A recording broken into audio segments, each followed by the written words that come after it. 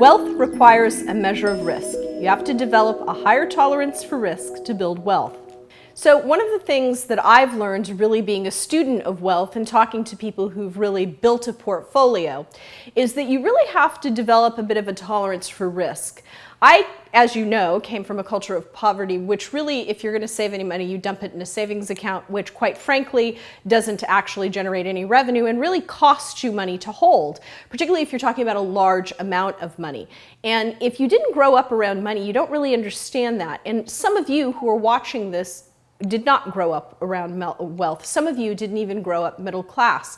So I think it's always important to have this conversation. We really at the Millionaire Girls Movement are a community, and we really want to speak to all of you, not just a few of you.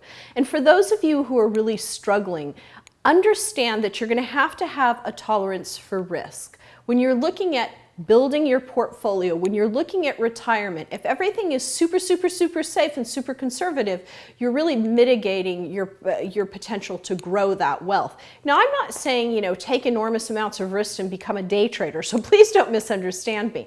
I think you should make informed, educated decisions about your finances and about building wealth, but I really do want you to understand that you're going to have to develop that muscle, that tolerance for risk. It's true in business as well. We have to invest money to make money. We ourselves have gone through this in our own organization, looking at where we need to invest and be okay when things don't work out. This is part of the process. You cannot grow, you cannot actually generate more revenue, build wealth, unless you kind of get a little bit more tolerant around risk. Same is true of innovation. You're not going to innovate much if you're not going to take any risks.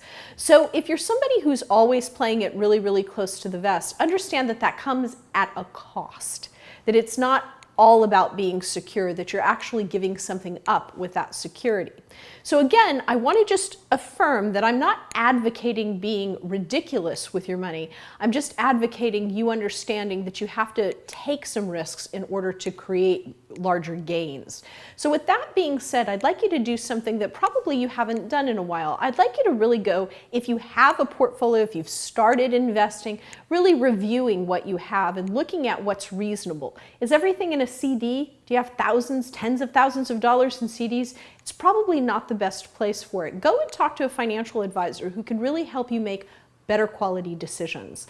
If you're just starting out, depending on your age, some of you are quite young and some of you are further along in this process, I'd like you to go to someone who really will help you make an excellent decision about where to place that money.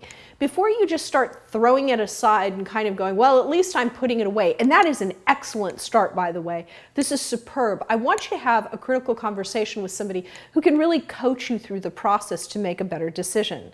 So this week, I want you to reach out to an advisor, someone you have, someone you know, or ask around to get a really quality referral and really assess your risk and where you are. Should you be at a higher risk? Maybe you should be at a lower one depending on your age.